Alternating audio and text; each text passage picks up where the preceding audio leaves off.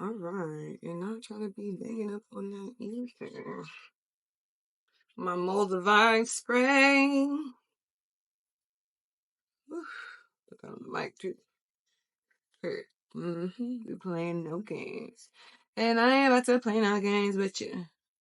You know what your problem is. You don't ever see the bigger picture. Ooh, yeah. We gonna sage this space, cause I ain't playing no games. Get the energy right, cause I'm turned up. I'm geeked up, geeked up. Couple deep breaths in. Let's do 3. And in through the nose and out through the mouth, because we are trying to really calm our nervous system, okay? Again, second one.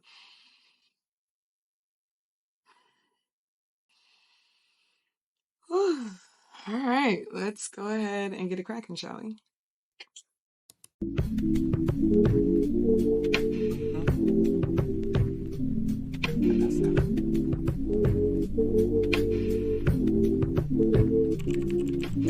Symphony speak to me, and when I close my eyes, I be listening frequently. I got the right vibe, just tune into my frequency. Wow, what's up and what's the deal, everybody? Welcome to another episode of What? It's Giving Justice, and I'm who? Your host, Justice Jackson. And what do? We give justice one truth at a time. How are you guys doing? I hope you guys are doing well. It has been, what is this, April? We are in Abundance April, and we're getting ready for Money Making May. So I'm very grateful that March Madness was exactly what it was, where it was a lot of madness. And during that time of madness, I was practicing Ramadan. So that's really why y'all haven't heard from me in the last 30 plus days. You really haven't seen the content, because Ramadan is fasting for real.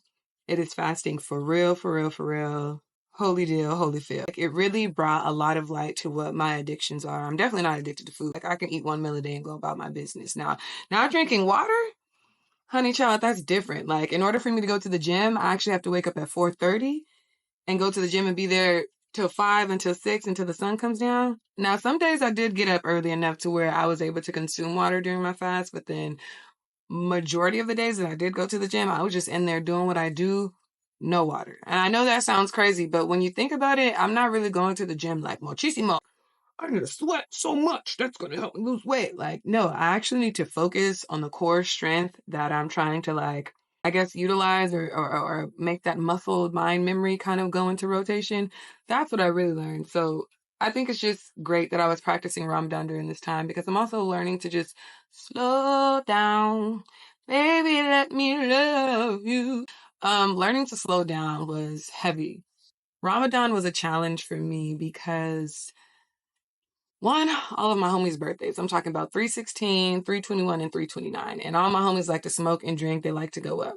Now, I love them all down and dearly, because they were actually very respectful in my Ramadan. They didn't force me to do anything. Everything was up to me. So Ramadan was a real self-discipline experience for me. And I just watched a sermon where it spoke on self-discipline being self-governing. And when you put it like that, honey, I'm not worried about who's worried about if I cut them off, what I do, how I move, because I'm governing myself. I'm doing what's for me. And I'm doing what's for me second. I'm always going to do what's best for God and whatever's in God's will first.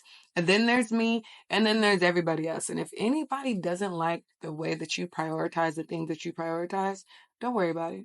Don't worry about them, because they're not the top priority. And that's okay, because they don't have to be the main character in your life. You are the main character in your life. I bring that all to say, as I was practicing Ramadan, my honest truth, I was smoking and I was drinking. Did I wait till sundown? Yes. Did I have my days where I didn't? Yes. Did I fast successfully from food for the 30 days? I think maybe like 2 or 3 days where I didn't, but that's because that part was easiest for me. I think trying to be sure that I was doing my prayer, to make sure that I was doing my reading, that was a little different. But every time that I did have a slip up, I made sure that I went and I gave out and I gave back to the community. So for me personally, I was giving back money. I was giving out money. Okay, here's $5. Here's donating this. I'll buy you some food. I'll do this, because I know that I'm working on my relationship with money and my attachment to money. So what better way to learn to be abundant than to give, which I think is the importance of learning how to actually let things go and trusting when it's time to let things go, honey, so that you can receive more. And that was really where I feel I left you guys off of, where I was learning to let go, learning to take accountability, and really taking accountability, setting boundaries, having courage. It's been 6 months since I've quit my job, y'all. I haven't even thought about going back. Nope, not at all. Not at all. I've only been progressing. And the progression has been due to me trusting in my faith, me trusting in God, me trusting in my own personal belief. Like, if this is what I believe, then I have to stand 10 toes down in that. And my belief is that everything is everything.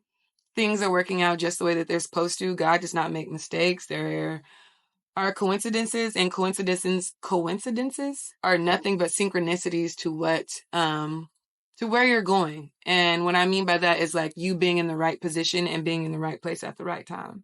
During Ramadan, what I also learned was that self-discipline and self-governing was, even though I was choosing to drink and indulge in things because I was surrounded by it or because I wanted to celebrate with my friends and just really be in that space, I didn't shame myself. I'm not going to shame myself for the things that I choose to do. Whatever I choose to do, this is what I'm doing. And God knows before I even know that I'm about to do it. So I really don't need to judge myself. God knows exactly what type of time I'm going to be on. God knows that if I sit and I pray and I kneel and I'm like, forgive me for my sins, He knows I'm probably going to go back and do it again. But it's about being aware of that and being conscious of the fact, like, okay, you keep doing the same thing. You say you want to get out of this, but you're not doing what you need to do to change. All right. At some time point, again, that accountability, you got to show up for you.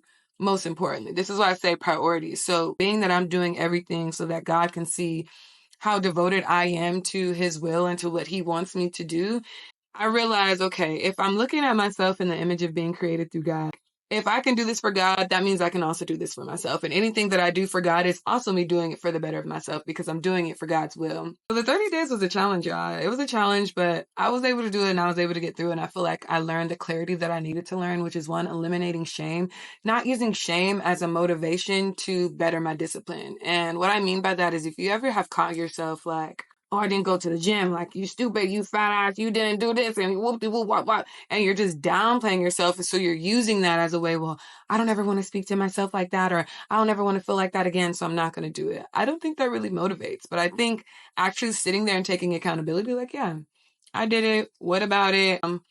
How are you going to better yourself? And that's the most important thing I think to actually observe during Ramadan is what I listen to during the sermons is, okay, you messed up. Try again tomorrow.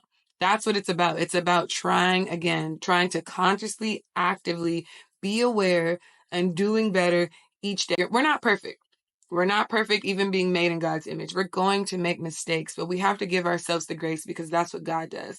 And then the boundaries on grace, because you don't want to max out your grace card. That's the next point of conversation. Maxing out your grace card, that will run you dry. There was a period in time in February where I feel like I was constantly giving grace to people, places, persons, things, whatever the hell. Like, I was just giving out grace, a grace card, like just swiping it crazy. And I started to realize the more grace I was giving people when I felt like they weren't treating me right, weren't respecting of my energy, my time, I started to realize, oh, I'm lacking boundaries. I'm not holding people accountable. I'm not holding people to a standard. And I used to think it was unfair to hold people to an expectation. But I was listening to the Hood Healer today, and she's like, holding people to an expectation and having boundaries is a way to communicate with the universe that you have intention. And I do have intention with my energy, which is why when people are like, oh, you want to come kick it? Like, I don't have time to kick it. I don't have free time to just kick it. Number one, I'm going on 30. I got a kid.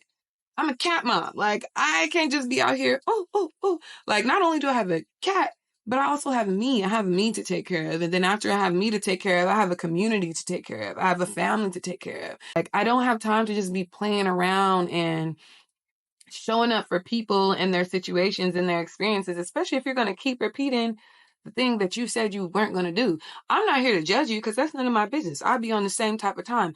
But I had to start to realize and learn, like, oh, people don't need me. They want to use me and use my energy to uplift them. But some people just need God's love. They need God's touch. And I think I've been learning that through my healing. Like, rather than continuously always bringing up the past, I'm allowing myself to create new experiences. So yes, I'm going to give you grace for this, but I'm also going to set a boundary. And whether you see that boundary coming or not really makes me no difference. And that's also another point of conversation. I'm realizing I don't have a lot to say. And that's why this podcast is no longer called Say Jackson. I started Say Jackson because I was so convinced, like, oh, I got a lot of shit to talk. I got a lot of shit to say and I want to get off my chest, but I'm realizing people don't even deserve that. Like, I, sometimes the best response is no response. And I'm learning that as I'm turning 30. Sometimes I don't have nothing to say because I've already said it, to be honest. I am going to communicate everything from my energy to actually verbally expressing because some people can't read the room. And I get that. But I'm also not going to guide you and explain to you where you may have had me fucked up. I'm not doing that. If you couldn't see it, what is the point of explaining it to you?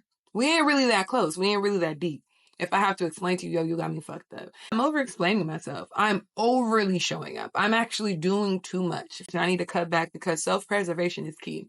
Learning to utilize your energy for what you need it for is key. I can't just keep showing up and giving and giving and giving and giving and giving and giving and giving. And that's what I learned during self-isolation. Sometimes I need to recharge. I need to take a second. I need to kick back and I need to do me because if I don't, I'm going to explode. The energy is too kinetic. It's too all over the place. It's doing too much. Let me take a seat back. Let me chill out and see what it is because a lot of the times in observation, you can see everything that you need to see, honey. I don't have to do the most. Doing the least is actually what will help you succeed. I guarantee it. I know we live in a time where hard work, get your hustle on. I'm chilling, baby. Like I said in the last episode, I was developing a conscious body, breathing underwater, listening to music, vibing with my mom, eating 9 months. 9 months. And then I came out a full human being. I came out feet first. They didn't even get a chance. I'm coming out feet first. What's up? I'm ready. On my SpongeBob. I'm ready. I'm ready. Like, what are we talking about? I'm not about to do the most. I was just watching a sermon again where if you do two things, which is one and all, ultimately putting God first, but they said put the kingdom first and then his righteousness first. You don't have to do the most. Everything will come to you because I'm keeping God first. A prime example. So I had an interview today for a position that I really want, and I was doing prayer. It was prayer time. You have to do 4 prayers of I can't pronounce it correctly, so I don't want to say it, but you do this prayer 4 times. I'm on my 3rd prayer. I rewinded the prayer because I watch it on YouTube because I don't know how to translate the prayer from Arabic. And I was getting nervous because it was like 15 minutes into my interview. And I'm like, oh my God, what happens? Like, I'm going to have to stop my prayer so I could get on the interview. But I'm like, no, I'm putting God first. I am putting God first and I'm not playing. And I closed my eyes and I said, while I was praying, like, God, I trust you in everything that you do. Why did I open my eyes at 8:55? The appointment was at 9. But wait, it gets deeper. Then the recruiter calls or texts me and says, hey, I have a meeting at 9 that I can't reschedule. Can we do it at 12? So not only was I going to show up on time, but it was able to get pushed back so that everything I also needed to do for myself was able to get done. And those are the powers that be. It'd be the little synchronicities for me, y'all, for real. Like, I pay attention to everything, which is like, you can't fool me. You can't get things past me, number one. And even if you do, honey, it's going to be revealed to me because God is always in places that you are not. God sees things that you don't see. So while you're fighting and yearning to hold on to things, to do all these things to make it happen, God already knows how it's going to go down. Which is why I'm just like, it's my birthright to just kick back. Like, it's my birthright to be abundant because things are for me. I'm not working for nothing. I'm sorry. I really believe that if it's for me, it will be peaceful. God only wants peace for me. Sorry, and even things that feel like they're disruption or chaos, that's just a natural order of things. So I'm just going with it. I'm just flowing with it. Which brings me into the next conversation. Fear. Let me tell you, I went to the dentist. I had to get a filling. My biggest fear because I haven't let go of my past experiences from the dentist where they've stabbed me in my freaking tongue and numbed my tongue on accident, or when they put the needle in there and it hurts like hell. I'm talking about boohoo crying. I'm going on 30 and I'd be like, this and I don't care. I don't care. It hurts. Please don't hurt me. Went to a new dentist. When I tell you I had the most beautiful experience at that dentist, I went in there and I was so scared, and it ended up turning to be the greatest experience I've had at the dentist by far because I'm learning to let fear go. I have to look at fear straight in its face, how I'm looking at y'all, and be like, let me teach you because I'm not scared. I'm not worried about nothing. I'm not worried about losing a friendship. I'm not worried about losing a relationship. I'm not worried about losing money. I'm not worried about letting go of nothing because everything that's for me will be returned 10 times fold. And that's really just it. Worried about losing what? For what? What's for me is for me. And I only want to align things that are for me. And the things that are for me, I don't have to work extremely hard or outside of myself to get those things done. They will come to me effortlessly. For real. I'm not playing. Money make it May. Like, this is finna be it, because I do look like what I'm growing through. Woo, heavy on it. Most people want to be like, I don't want to look like what I'm going through. But that's because you keep saying you going through something. When you going to stop going through it and start growing through it? Going through it is like just the cycles, complete cycle. But when you're growing through it, you're allowing yourself to see what's up. Hey, this soil works. Hey, this amount of sunlight works. Hey, this amount of water works. These things work and these things don't work. And that's really where I'm at in my life. I'm growing through things, okay? I ain't broken. I had somebody tell me that the other day. I ain't broken. I let it sit with me for a second. Fucked my head up. But I'm not broken. And even if I am broken, I'm growing, which means I'm sealing all the pieces together. So I'm not just sitting there shattered, being a victim to my situation. Oh my God. No, I'm doing better. I'm always going to figure out how to do better, because that's why God keeps waking me up. God is not putting me in these situations, or these situations aren't happening, or really life. I like to say that life is what controls the environment. Life is the external factors, while God is the internal factor. I think I heard in sermon one day where they said, God isn't going to change your conditions and the environment, but what he will do is change your mind and your heart. Can I get an amen? Amen. God is not going to change your conditions in your environment, but he's going to change your mind and your heart. Life is still going to keep lifing. What are you going to do? You got to learn to respond to things way differently, honey. You got to realize the way you respond to things is how your environment is. And that's why I had to learn certain things I'm not responding to. I don't want nothing to do with that. And I get to say that, and I'm not going to feel bad. And if somebody feels like I neglected them, you have to take that up with God. Like, I'm sorry, boo. I don't know if that sounds crazy or diabolical, but like, if this is how I'm finna move, this is how I'm finna move. And if it doesn't align with you, it just don't align with you. It's no hate. It's no bad blood. It just is what it is. Let's keep it P and let's keep it pushing. You feel me? Like, not with that. I'm super not with that. Like, I'm telling y'all, when I first started the podcast, it's all about faith. I'm putting all my everything in faith. Wherever God and Spirit tells me to move, that's what I'm on. I can't. And what I feel, I'm not going to keep questioning the way I feel about things. If I feel like it's weird in here, it's weird in here. Why am I going to stick around and figure out and wait until it gets weirder? Heck no. Absolutely not. 1,000%. I'm not doing that. I'm not doing that. I'm allowing everybody to show up as they want, and I'm not going to judge you or your situation. Things just are what they are. And I get to choose again what's for me and what's not. God only wants peace. Any space that I'm in where I have to question or be paranoid ain't the space for me. Sorry to say it. No, I'm not. I'm actually not. That's the truth. That's just the truth. God is going to change your mind and your heart. And I'm responding to things differently, and I'm learning to heal, like I said, creating new experiences. But I got boundaries, baby. And the boundaries are just simple. The boundaries are very simple. I'm doing this or I'm not doing it. And I don't need to explain. I don't have to. I know everybody be like, sometimes you have to. No, I don't. If you are so confused why somebody is moving the way that they are moving, that means you haven't been paying attention at all. Because I think everything is already written.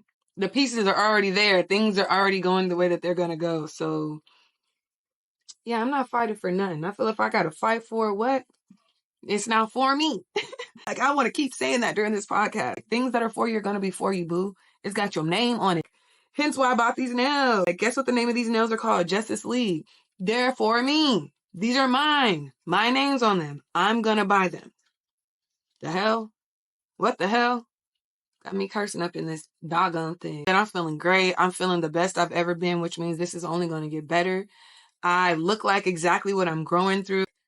I'm realizing what cycles I'm repeating, how I don't want to repeat them. If I feel like I'm going through the same cycle and the same loop, boop, knock that one off. I need to create a new experience. I need to do something new. And that's what energy is. It can't be destroyed. So I can't destroy my past experiences and destroy my memories. They are what they are. But what I can do is create new ones. And that is where I'm abundant. We are abundant in creating new responses for ourselves in order to create new things. That's how you manifest, honey. The reason why your manifestations aren't coming true because you keep doing the same thing. And that's called insanity. That's called an insanity loop. You keep doing the same thing and expecting different results. How, mama? Period, Kobe. It's not going to work, love. Try something new. Do something different. And this is why they say how to get out of depression and anxiety. Do something different. Do something new. Don't do what you've already done because it ain't working. I had to learn that quick.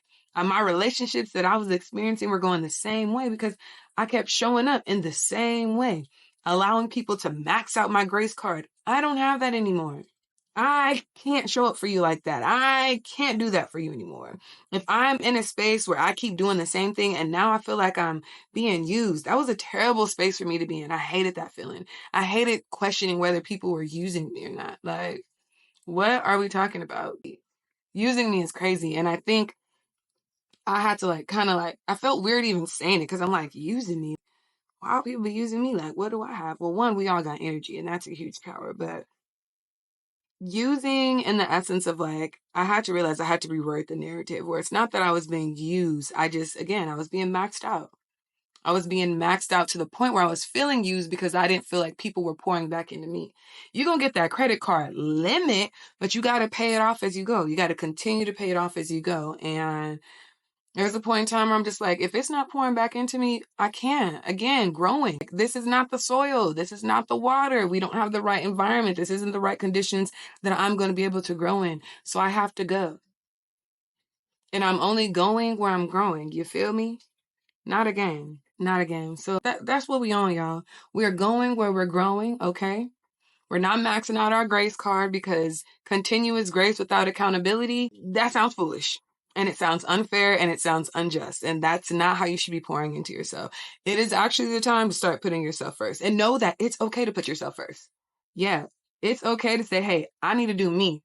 I need to do me real quick. I'm doing me. I ain't nobody floaty. You got to start realizing some of the things that people need when you're giving, and it's not enough for them, or you feel like, damn, they don't appreciate this, or damn, they're not getting better. And I say that quotes because we're not here to fix people. You got to know that they need God. And that's just real talk. Like, I feel like that's the best thing I can do for people. I can be a listening ear, and then I could be like, you know what? I'm going to pray for you, and I think you should pray too. So rather than me going around and talking about people and say, oh, you got me stuff, I just sit there and I have a conversation with God because now I'm getting a chance to pray for myself because God heal my heart if I'm speaking negatively about someone or something is infuriating me. God heal my heart. Heal my heart and also heal them, whatever they're going through and whatever their experience is. You feel what I'm saying? Does that make sense? So yeah, putting yourself first, knowing to put God first in everything that you do because everything will work out. We don't got to do much, y'all. We don't got to do much, literally. So I said in my monologue for the Zeus drop that I put, I'm just showing up as myself and I will be rewarded for that. The more I continue to be conscious of who I am and the purpose of what God has instilled in me, the more I can show up authentically and get paid for that. Right now, this is why I said money making May. I'm being who I'm is. I'm showing up where I'm supposed to show up. I'm coming with the right energy, the good energy, but I'm also being open, allowing myself to learn and experience things without judgment, and just like just experiencing and creating new memories, honey. I'm getting paid. We're getting paid in May, okay? We're getting that manyan May. Not a joke, boo.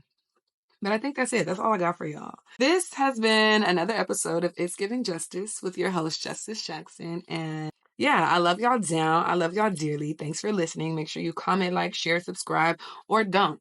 Like I said, either way, I'm doing what I'm doing because it's what God wants me to do. So, yeah, thank you. I just want to say thank you, thank you, thank you, thank you, thank you, thank you. I'm so burnt out. Anyways, I love you guys dearly, and I'll see you on the next episode of It's Giving Justice. Bye. I just want to say thank you. Okay.